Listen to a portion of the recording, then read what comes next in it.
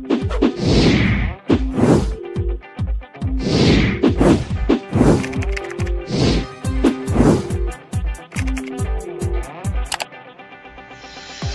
guys, jumpa kembali dengan Al Nasir Shop dalam tutorial edukasi.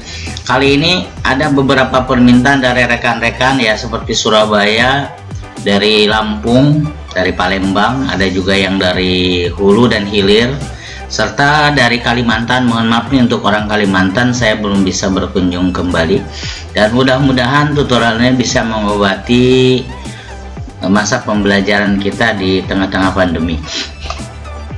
Ya, kita akan coba menelusuri kembali bagaimana sih cara membuat satu template website atau mungkin tampilan-tampilan website di localhost. Yang pertama, kita harus sudah menginstal XAMPP ya.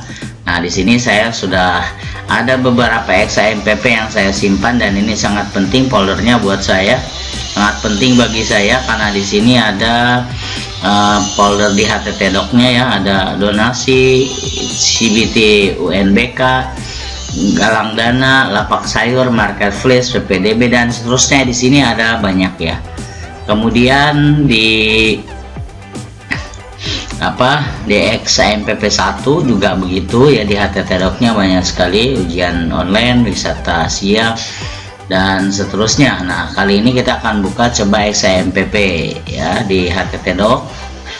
Sorry, kita akan aktifkan kembali di sini XAMPP kontrolnya ya, yang exe. Kita double klik saja, dan setelah dia terbuka, kita wajib untuk setar Apache dan MySQL-nya. Diklik setar ya.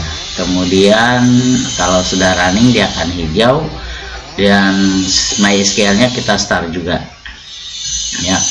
Setelah itu boleh Anda meng-close-nya, tapi jangan close ini akan keluar total. Tapi kalau close ini hanya closing, tapi di sini kan masih terbuka. Apabila dipanggil dia akan datang kembali.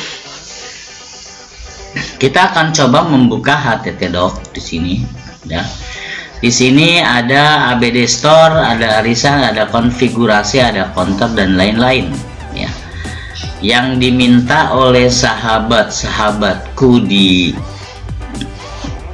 Kalimantan dan juga di Sumatera bagian hulu, ini tentang e-learning ya, e-learning. Nah, bagaimana sih untuk e-learning ini cara uploadnya? Begini agan ya, saya akan menggandakan ini karena nggak mungkin saya ngutak-ngatik yang sudah ada ya. Kalau kita sudah dihidupkan XAMPP-nya, udah di running, dia udah running dia. Kalau kita memanggil misalkan di sini ya, localhost ya, ketikkan saja localhost, kemudian slash e-learning ya, e-learning. Nah, kemudian kita enter, ini sudah kita panggil gitu. Udah kita panggil dengan baik, tapi di sini ada halaman seperti ini ya. Nanti kita akan rombak ya, karena ini database-nya kemungkinan belum masuk. Nah, tapi bagaimana sih cara di sini? Kalau ditelusuri, kita klik halaman install, berarti akan kembali ke instalasi. Ini saya menggunakan aplikasi e-learning yang dibuat oleh Al-Majari ya, dengan dokumentari.net, itu ada di websitenya.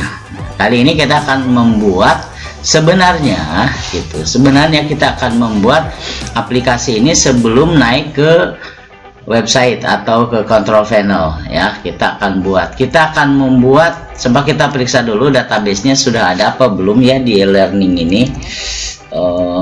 Dengan slash php myadmin.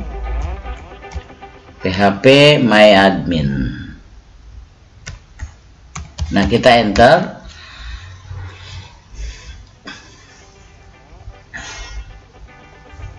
Nah, di sini sebenarnya sudah ada, kita cek dulu ya, e-learning ini ternyata di sini belum ada ya. Untuk e-learning di sini belum ada. Karena itu dia minta dibuatkan gitu, tadi sehingga kita masuk ke halaman install, dia minta dibuatkan database. Padahal di sini pun juga kalau kita lihat databasenya ternyata tidak ada. Nah, kita akan buat di sini database ya. Bagaimana sih cara membuat database yang baru? Adalah kita masuk ke localhost phpMyAdmin. Kalau di control panel itu kita pastinya akan masuk ke control panelnya. Nah, nanti kita akan ada sedikit demo juga nanti di pelajaran nextnya. Kita klik database di sini ya. Nah, di sini ada database yang sudah dibuat. Ternyata untuk e-learning ini kan memang tidak ada ya untuk e-learning. Oke, kita akan buat di sini ya. Kita bikin saja e-learning. Oke, kita create ya. Kemudian e-learning ini kan masih kosong ya, belum ada apa-apanya di sini. Nah, bagaimana cara mengupload database yang sudah jadi ya? Di sini di SQL ya, di SQL. Bagaimana sih cara mengimportnya, ekspornya ya? Walaupun kita misalkan sudah mengklik ini kan untuk galang dana kan sudah ada semua, sudah sempurna. Yang ini adalah belum. Kita akan import, masukkan ke sini ya. Kemudian kita akan masuk ke import, dan di halaman di sini ada namanya source file. File itu berupa SQL ya, yang karena sudah diekstrak di dalamnya. Nah, kita klik file, kita akan menuju ke httdoc ya, ke sini ya, httdoc di exam, di httdoc. Kemudian kita akan masuk ke e-learning di sini. Nah, di sini adalah e-learning SQL yang dikasih ya, ada 430 KB, dan kita double klik juga, dia akan masuk ke sini. Nah, setelah itu baru kita akan upload dulu.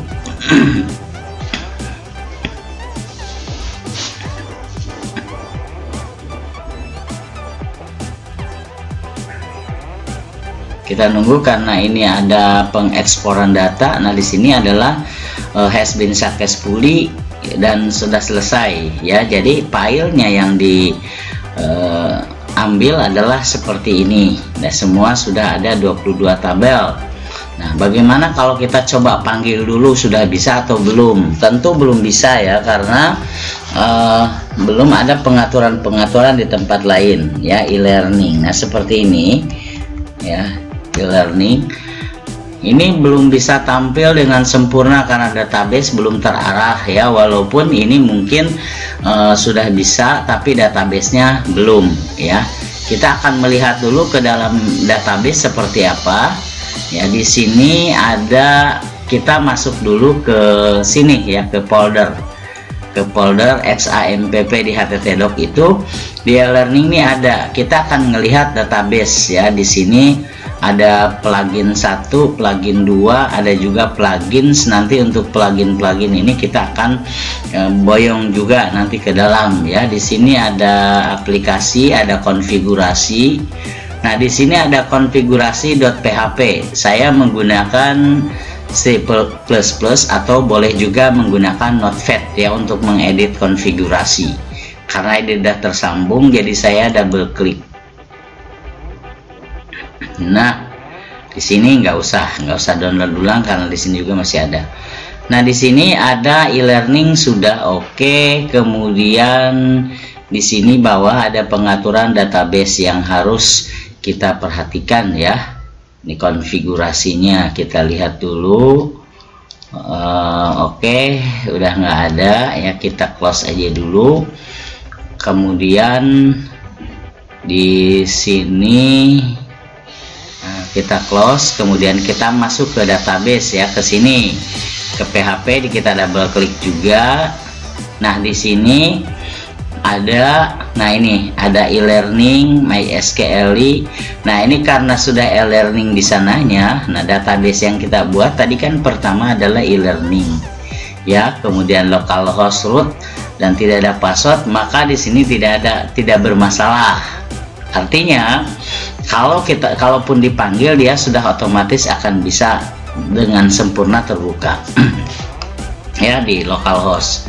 Nah, di sini kita akan masuk. Di sini sudah ada nih kayaknya admin ya.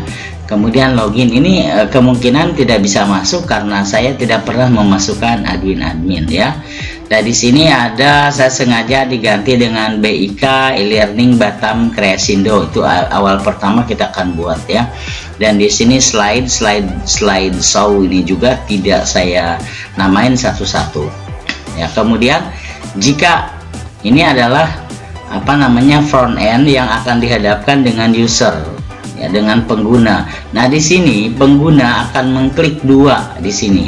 Kalau kita klik registrasi, ini untuk tampilan website. Tapi kalau tampilannya adalah apa namanya handphone ya atau Android, karena ini dibuat secara responsif, dia akan muncul di sini gitu, diklik ya. Di sini ada register itu sama, karena ini kita buat responsif karena memang untuk handphone. Biasanya orang pingin dibuatkan aplikasi tapi jenisnya adalah e-learning, maka kita buat versi website supaya dia menggunakan database bisa lebih banyak ya. Kemudian kita buat secara responsif, artinya bisa dibuka di berbagai tempat. Kalau dibukanya misalkan di laptop, dia akan sebesar laptop, dibuka di tablet juga akan sebesar tablet ya. Kita klik di sini ya, ada register ya. Oke, saya besarkan aja dulu karena sama sih ya proses kerjanya.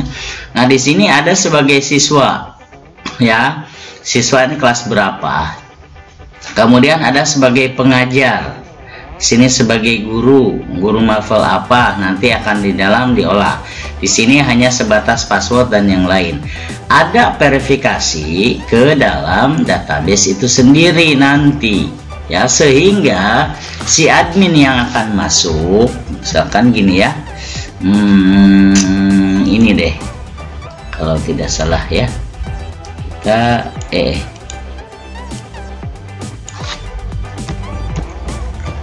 mudah-mudahan masih benar ya. Nah, kita masuk ke sini sebagai admin, akan dihadapkan ke dalam gitu. Di dalam sini udah banyak ya orang-orang yang pengajarnya udah daftar 5 orang tapi siswa belum.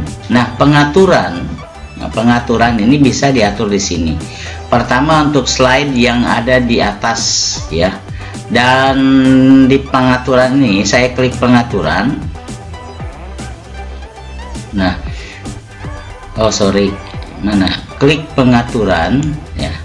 Di pengaturan ini saya munculkan satu logo, kemudian ininya juga dibuat nama sekolahnya atau nama kegiatannya apa gitu. Dan di sini ada registrasi pengajar ini ditampilkan. Status pengajar pending, artinya perlu verifikasi dari kita, perlu approval dari kita.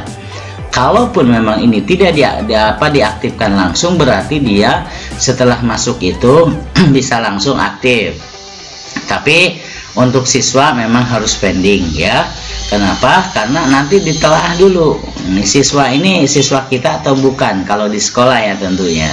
Dan ini nanti kalau pada saat dia udah daftar sebagai guru dan aktif, misalkan ada guru-guru lain yang mencoba-coba, misalkan guru di luar sekolah itu, maka akan aktif, kita bisa menghapusnya ya. Silakan mendaftar sebagai peserta atau tutor instruktur jika Anda sebagai pengajar di LPK Creasindo dengan memilih sesuai tab di bawah ini, misalkan ya kan, nanti tadi sudah ada ya. Oke, kemudian di sini ada gambar-gambar slide. Nah, gambar slide kalau memang Anda mau mengganti silakan gitu, tapi harus ukurannya sama, tidak boleh tidak sama, karena kalau tidak sama dia akan loncat-loncat ya. Nah, selanjutnya di sini harus klik update jika sudah diperbaharui. Kita ke beranda sekarang ya. Di beranda tampilannya hanya seperti ini saja. Ada kita mengetahui mana siswa yang pending, maka mana juga pengajar yang pending ya. Kalau ada pengajar yang pending atau siswa yang pending, maka kita klik di sini, wajib mengaktifkan dia menjadi aktif ya. Klik siswanya, kemudian klik aktif, dan tidak boleh ada siswa yang tidak pending ya, harus semua aktif ya, seperti halnya di SMK Nusantara Balikpapan. Ini SMK Nusantara Balikpapan mungkin untuk e-learningnya masih belum bisa di ini ya, karena kita juga dapat ban dan suspend dari penyedia ya, dari penyedia layanan. Jadi kalau memang mau nanti silahkan ya diambil, atau nanti mungkin bisa kontak ke saya dan nanti bisa langsung saya instalkan di server offline ya. Kemudian pengumuman ya, pengumuman ini bisa dibuat kapan aja untuk waktu yang berapa lama ya, misalkan sambutan buat siswa dan yang lain. Nah, pesan ini adalah siapapun dia guru. Oh, ini ada error ya, karena ada yang dihapus-hapus sama saya, siswa-siswanya ada yang dihapus, tapi tidak masalah. Ini ada pesan-pesan yang saya hapus. Sebenarnya kan pesan ini sudah harusnya sudah ada. Nah, nanti kita akan perbaiki di dalam database ya. Di sini ada pesan di sini ya. Pesan-pesan ini kan sebenarnya sudah harusnya hilang ya, dicentangin semua. Nah, ini mungkin kita akan delete ya. Kita yes aja. Nah, maka di sini kalau kita sudah refresh, itu cara hal yang mudah ya, maka pesan itu dia akan normal kembali, tidak ada yang error. Karena sebenarnya maksudnya error tadi itu adalah jika pesan-pesan ini sudah pernah kita kirim ke orang, ke siswa atau ke siapapun di dalam yang pengguna aplikasi, kemudian dihapus orangnya. Misalkan saya pernah kirim pesan ke si A misalkan ya, atau ke si B, si A dan si B ini tiba-tiba keluar sekolah, saya hapus, maka dia akan terjadi error. Nah, solusinya adalah kita masuk ke sini untuk menghapus pesan-pesan itu. Begitu juga dengan pengajar ya. Pengajar misalkan ini kan guru-gurunya ada ini misalkan ya. Nah, nanti itu sudah bisa kita kita ganti. Nah, di sini ada yang namanya tugas materi. Nah, inilah kumpulan tugas dari guru kepada siswanya ya, dalam membuat karakteristik pembelajaran online atau daring dalam jaringan. Nah, di sini ada manajemen mata pelajaran, manajemen kelas, manajemen mata pelajaran juga. Di sini mata pelajaran kelas, di sini ada manajemen kelas ya. Kelas itu kita buat ya. Misalkan SD kelas 3 ya. Kemudian bisa di sini sampai seluruhnya, dan ini tidak bisa dihapus ya, hanya bisa dinonaktifkan. Tapi kalau Anda misalkan bisa ke sini, ke kelas di sini, ini bisa dihapus dari sini gitu ya, boleh silahkan. Nah, ini kan bisa dihapus dari sini, ini kelas-kelasnya, karena kita kan kemarin programnya ini adalah membuat bimbel, dan ini bisa digeser ya, bisa digeser. Nah, bisa digeser ke sini gitu, bisa digeser. Nanti kalau sudah digeser baru diklik di update hierarkinya. Selanjutnya di sini ada manajemen mata pelajaran. Nah, mata pelajaran apa saja? Bahasa Inggris, bahasa semua ya. Bimbel MTK, desain Photoshop, Corel. Nah, silakan nanti diisi. Selanjutnya ada namanya di sini email template, sambutannya seperti apa, hapus data, backup. Dan yang penting di sini guys adalah sudah oke ya, udah banyak yang direvisi.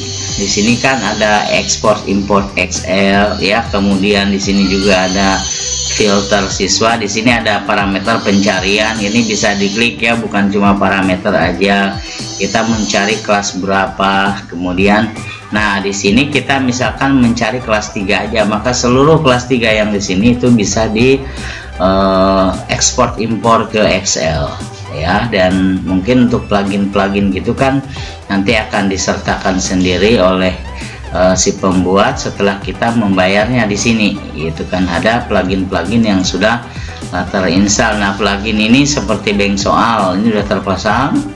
Kemudian impor export XL juga sudah terpasang.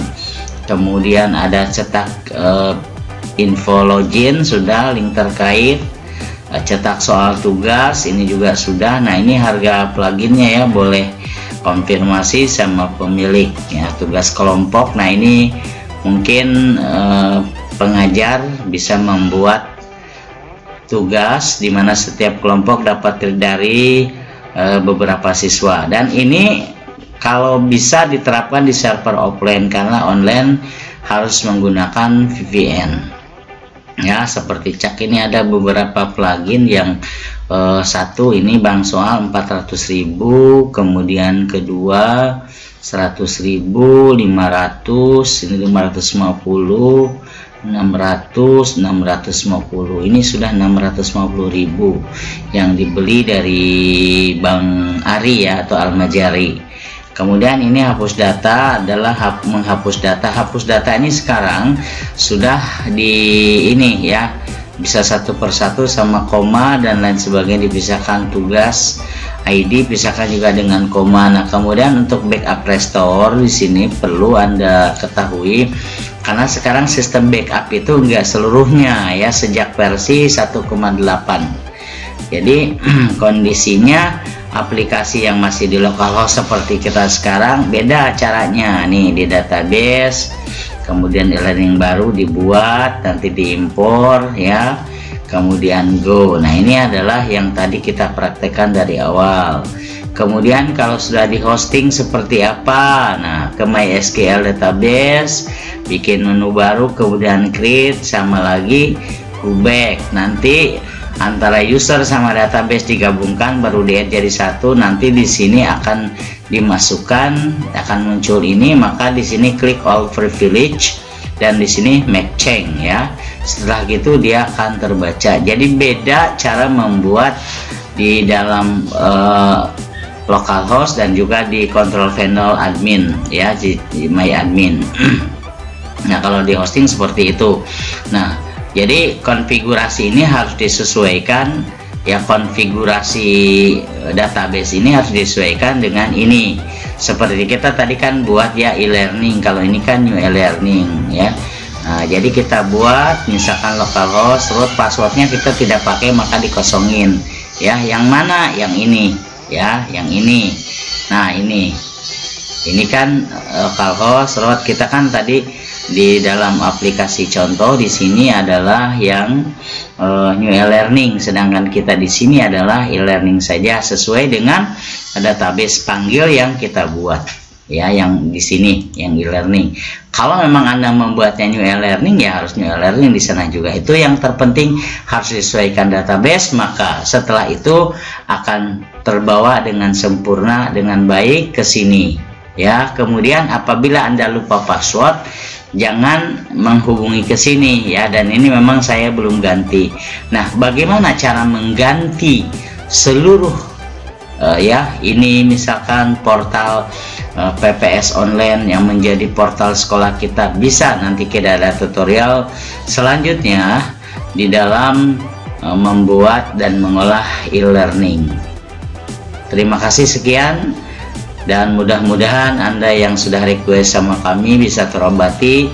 Nanti kita akan buat tutorial e-learning yang berikutnya. Terima kasih, sampai jumpa. Ang Nasir Solf, salam edukasi.